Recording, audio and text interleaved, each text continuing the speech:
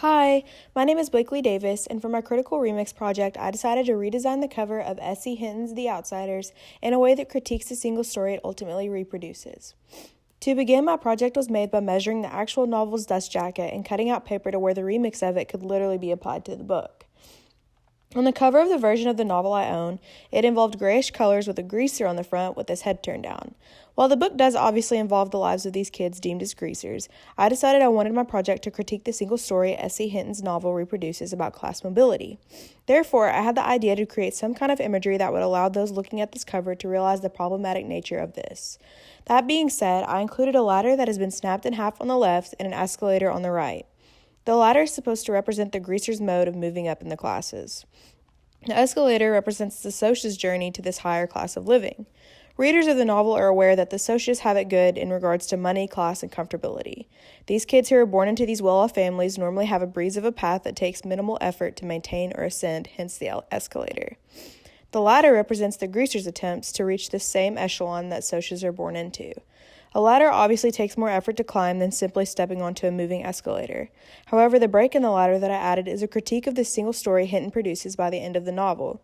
It is problematic to produce a narrative that cites hard work and perseverance as the only and ultimate keys to success.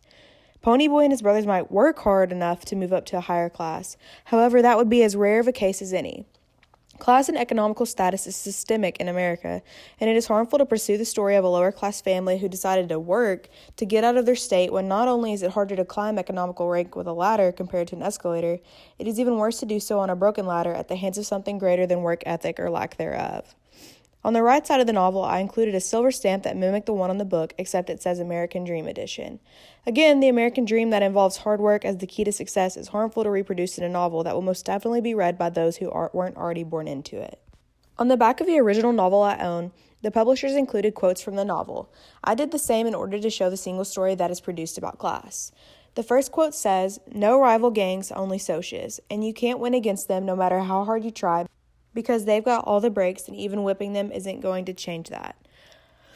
This quote actually counteracts the point I'm trying to make. It seems as though Ponyboy is aware of the impossibility and unfairness of class separation and lack of mobility.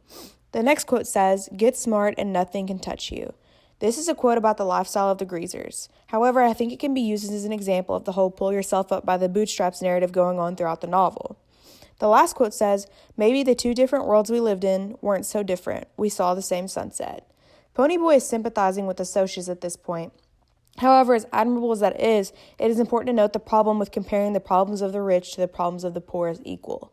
Not to diminish the problems of the upper class, I just don't believe they can be comparable to those experienced by Ponyboy, his brothers, Dally, Johnny, and others. This seemed to be a problematic approach as it equalizes the lives and problems of the two classes. Moving on, my copy of the book included a tribute to the legacy of the book. I remixed the wording to address the single story reproduced, and it goes like, "As timely now as it was when it was written over 50 years ago, The Outsiders is a novel that enforces the notion of pulling oneself up by their own bootstraps and defeating the odds normally stacked against economic status." On the inside left of the cover, the actual dust jacket included a quick summary of this heroic story. I changed the wording from a heroic story about friends and belonging to read a heroic story in the impossible American dream. I then rewrote the quick summary of the book to read, "No one ever said life was easy, but for Ponyboy, his brothers, and their friends, life seems to be pretty difficult, especially in comparison to the Socias, a vicious gang of rich kids who beat up on them, the greasers." Following these differing class struggles, the reader will find the way that Ponyboy, Derry, and Soda Pop overcome them as nothing short of impossible. On the inside right of the dust jacket, the original included reviews from accredited newspapers. I rewrote them to ironically praise the reproduction of the single story involving class mobility. They read, "The Outsiders transformed young adult fiction from a genre mostly about prom queens, football players, and high school crushes to one that portrayed an extraordinary kid who tackles and overcomes a darker, truer world."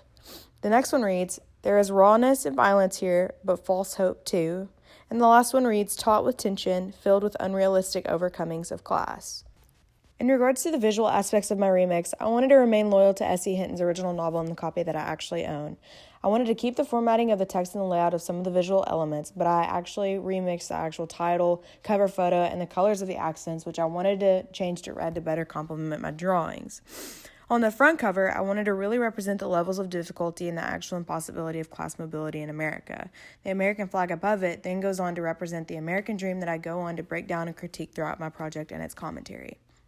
In conclusion, I decided to devote my remix project to this single story about the possibility of class ascension in S.E. Hinton's The Outsiders. When we first got to class, I was shocked that I had not recognized this problematic narrative myself. I still really appreciated the book and enjoyed it thoroughly. However, it is unsettling how I hadn't noticed this until our discussion. I think it is pretty common for children's books and young adult literature to encourage hard work and working towards one's goals. However, I remember as soon as I became politically aware, it absolutely blew my mind that people didn't actually just get to simply work hard and be successful and comfortable when things like systemic racism, sexism, and classism exist. That's why I felt the need to remix The Outsiders, because I believe these single stories do create an expectation and underlying belief for things like pulling yourself up by the bootstraps in a kind of passive way.